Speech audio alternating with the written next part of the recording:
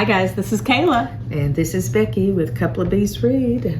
And we have recently started a read-along of The Magician's Daughter. Yes. By H.G. Perry. So today we're having our first kind of check-in discussion. So this week we were supposed to finish 100 pages, which Becky finished more. I did, I couldn't slow down. But we've got our 100 pages in. So we're going to discuss kind of what we like about the book. Then we're going to ask some questions. And if you guys want to participate, please do so in the comments. We would love to hear from you. So starting out, what I like about the book is the magic system. It's the only book I've read in which magic is this organic thing that has to be collected. Right. So it's something you can go out and you can collect. Rowan, presumably the magician that the title indicates, goes out and he like can scoop it off trees and give it to people to help them, and I just find that really interesting. Like it's an organic thing. Right. And I found it interesting that, you know, magic came into the world and was kind and was good, and that's what it was meant for. And the mage could take it and give it to a non-mage, just a normal person, and it would do something positive in that individual's life, whether it might be healing them from a disease, it might be just uplifting them for that day, you know, bringing something into their life that made them happier. And the thing it said is that it's the other mage that kind of take it and pervert it and make it into something evil and something that's bad. You know, it comes in the world good and kind and to help. Right. I thought that was interesting. If used correctly, it can help people who aren't magical. Right. So that was cool. Yeah. So we had some questions. Yes. My first question is, and if you're less than 25 pages in, just like go ahead and stop watching. But my first question is, who is Morgane? Because, okay, I don't know if I told you this. I'm a huge fan of Arthurian legend. Like that's what I wanted my masters to focus on. That's the first thing I thought of was Morgana. As soon as I see her name, because T.H. White actually refers to Morgan Le Fay as Morgane. So when I saw it, I'm like, is this Morgan Le Fay? Yeah. Are we going Arthurian legend? Like, what's going on? And at this point, when we've gathered about her, I don't think it's going to like pull that much from that myth. But now that you mention that, I mean, that was one thing I thought too. What was the name? But now that you brought up the whole, you know, King Arthur thing, you know, the council with King Arthur, it was the round table. Well, with the council, it's not a round table; it's a horseshoe table. It's only half a circle. Yeah. So, I mean, that could be. Could that be related? I don't know, or like they're trying to get there, but they can't because they're not as good as King Arthur and all and those Merlin and all of that. I don't know. I think Rowan too. We're not sure how old Rowan is. No, we don't know how old these people are. He's a mage. So if mages, people of magic, can live so much longer, is this the original Morgan Le Fay? I don't know. It's going to be very interesting. And even though I'm on page like 144, none of that has been revealed at this point. So, okay. Well, and then I think you and I have had the same question. What is Morgane's connection to Biddy? Right, because Biddy, even when she first sees her, is like, she looks familiar, but I've never seen another woman before in my entire life. Right. So what's up with that? I don't know. And the more I read, the book hasn't given anything away, but in my mind, it's like there has to be a connection there. Yeah. Because toward like page 50, 51, 52, something after, you know, several other things have happened, and she's had to go save Rowan and come back, you know, her first time technically off island kind of experience. You know, she says, have I ever seen her before? She's talking to Hutchcroft, the Rowan's familiar, who has taken, who is a rabbit, who has taken human form. You know, she's like, he says, I don't see how. you know, we haven't seen her in so many years, and we don't even know if she's still alive. You know, we don't know because, and the thing about Biddy, and here's another thing is, you know, Biddy comes to this island that is hidden by magic. Right. How does this supposedly shipwrecked 1-year-old, everybody else on the ship supposedly died, except for her. How does this 1-year-old make it to this magical island that's not, you know, visible or accessible to anyone in the real world out there? That's very interesting. And what is her connection to Rowan? I mean, he says he found her on the beach. You know, she's not sure of her age. Is she 16? Is she already 17? She doesn't know. And I love that the island, like, I love how this book pulls from mythology. Because there's so many different myths about a land that appears every few years. And only some people can see it. Right. There's a musical about it, Brigadoon. But I just think it's so interesting because I don't know what legend she's going with. Right. Well, and then, you know, we talked about her parents. Who were her parents? Are they important to the story? Are they important to her? Or is that just background to kind of set up the fact that she's an orphan? Right. I mean, how do they fit in? Especially because we don't know who put the shard of magic in her heart. Right. Was it her parents? Yeah. And see that... Was it Morgaine? That's right. I don't know. I mean, I have my, I guess my favored thought. Right. I think Morgaine did it somehow. Yeah. That's why I think Morgaine's familiar, although none of that has been revealed in the books thus far.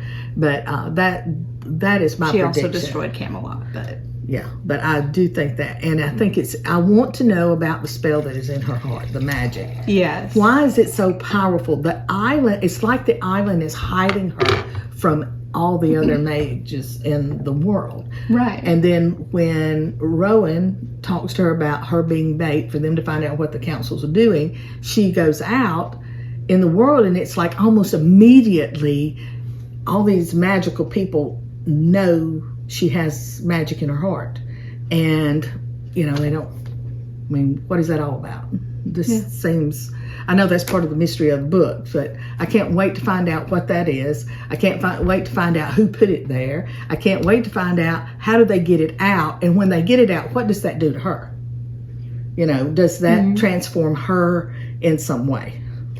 You know, they say she's not magical, but is she? But is she? And is here's a thought just popped in my mind. Maybe it's there because she's the most magical person. Magic's disappearing in the world. Maybe all the magic is being stored inside her. And maybe that's why they can't get it out. And maybe that's why she thinks she's not magical. I know I'm going off here, but you know, it just popped in my mind. Hey, no, that would be cool. Maybe her heart is collecting all the magic in the world, and you know, who knows? I got to get back reading so I can find out. Yes. Yeah. You had an interesting thought. Okay, so at some point in the book, it gives the date, the year, and it's 1912. Right. And it talks about all the magic is disappearing from the world. So you're a history buff. I'm less than you, but still a history buff. Right. 1914 was a big year for folks, guys. Like World War I. It was a big deal. So I'm wondering if, according to this book's mythology, if magic leaving the world is what caused World War I. Right. And I just think that's a really cool idea. Because they do talk about in the book as the magic is disappearing, how the world grows darker and more gray. And it's like they were looking in one place and they turn around and they're like, oh my gosh, what happened to all the magic? And then things start happening in the world. And I think Rowan even says somewhere in there, the world is a much worse place. Right. You know, terrible things are happening everywhere. And he believes it's because the magic is in, so maybe that's what it's leading to World War I. That's what I'm wondering.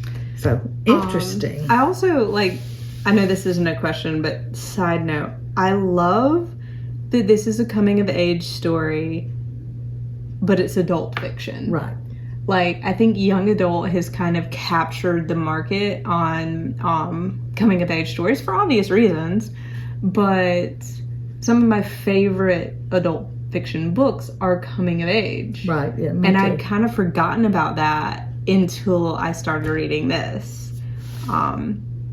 So I'm interested to see what it's like for a girl coming of age in a magical world pre-World War I. Yeah, it's going to be interesting. Yes. And you had like your favorite quote. I did. I actually, hold on. It'll be easier to find them on my phone under the pictures of my children. Here we go. So my first favorite quote, and if you go on Instagram, anybody who posts this book, I feel like has this quote. She was a half-wild thing of ink and grass and sea breezes, raised by books and rabbits and fairy lore, and that was all she cared to be. So that is the description of Biddy. It's on page 8, super early quote, and I think it might be the best description of a main character I've ever read. It's very lyrical. Like, it's so pretty, but it also, like, it describes her perfectly. Because her actions throughout is like, yeah, that's who she is. Even now, I also love, and this is a short quote, but magic loved cheating. And I love it because this world, this magic system is so, it's different from others. Right. And I like that it gives us these hints. Like, there has not been a moment where they've, like, had a whole bunch of exposition that just explains everything. There's been exposition. They've explained about the council and things like that through dialogue, but it's not overdone. It's this very careful balance of, yes, this happened, and we're not going to tell you anything else. Like, it's so well done. Right. Goodness. Next, the world used to shimmer with it, and then it shimmered less, until one day we looked up and everything was less shiny. We had been looking somewhere else altogether. And it's like, oh, and that's right before you get the year of 1912, right. Is when the book was, or when this story is taking place. Right.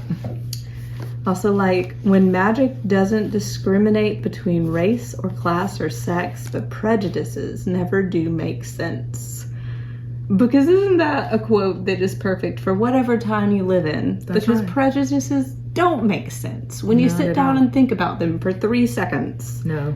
They are all dumb. You know, that particular quote, when I saw a little video of these preschool children, all races together, and they were running up and hugging each other and playing together, and the quote underneath said, "The world hasn't gotten to them yet." Yeah. And you know, as humans, we need to do a better job with our children. Absolutely. Children come into the world loving everyone, and the adults in their life really screw that up. They do. They do. So we need to do. Everybody needs to do a better job. Like, my first 2 best friends in kindergarten looked nothing like me. Like, they were not white girls. No. We just do. Everybody needs to do a better job. Yes, absolutely. And then there's this: magic isn't there to be hoarded like a dragon's treasure. Magic is kind. It comes into the world to help. And again, this is another hint at this world of magic. It doesn't give us too much information. Right. Because we know that magic likes to cheat. But it also wants to help. That's right. And I love that it's building a magic that is complex. Yeah, it's not just like, it's all good. It's like, well, now here's another question I have. Just because, I mean, anytime you read anything that has magicians and mage or whatever in it, they talk about their familiars. I know what a familiar is. You know, like Hutchcroft is his familiar and he's a rabbit. Right. You know, Morgaine has a familiar. I'm not sure what her familiar was, if it told us. I don't remember. But she destroyed her familiar because that's what the council wanted. And, you know, I look at it and I'm like, okay, what is the true purpose of a familiar? Because it's slightly different in every fantasy story they show up. Yeah, it's always different in some way. Wayward. I read Wayward. Some people called this raven a familiar to the ant, but then Right. I've got to read So- Wayward. Oh, that was so good. But yes, anyway, we diverge. But no, I'm glad because we forgot about that question. Yeah, but that is a question. And I think in this, they're beings of pure magic. Mhm. But I feel like in other things, they've been like a watcher. a watcher, someone who will watch over and can communicate with the witch. I think Disney uses one in the Maleficent movie, the Raven. He can also turn into a human, but his main purpose is communicating and watching out for Maleficent. Yeah. Some books I've read on witchcraft is like Black Cat. That's a familiar. That's where that whole fear of the Black Cat came from. But it's all very different. So I think Just depends on what you're reading. Yeah. yeah. So- What's different about it in this Oh, world? that's right. So that's something to think about. So So next we have our next 100 pages. absolutely, this next week we're going to go over 100 pages because Right. it is 25 pages per day. I will be posting the page count on, well, today, Monday. So check it out on Instagram. If you want to join the group, it's not too late. Hop in. We're trying our best to be a spoiler-free group until we get to the end of the book. Of course, if you just watch this video, the first 100 pages are spoiled for you. So, But you can still enjoy them. absolutely. And you can add your thoughts. And this is really a fantastic book. I'm shocked it's not getting more Oh, I attention. think it's wonderful. I love it. like, Yeah. I can't believe I'm not seeing it everywhere. Yeah. So definitely pick this book up, The Magician's Daughter. Absolutely. And come Join read with us. us.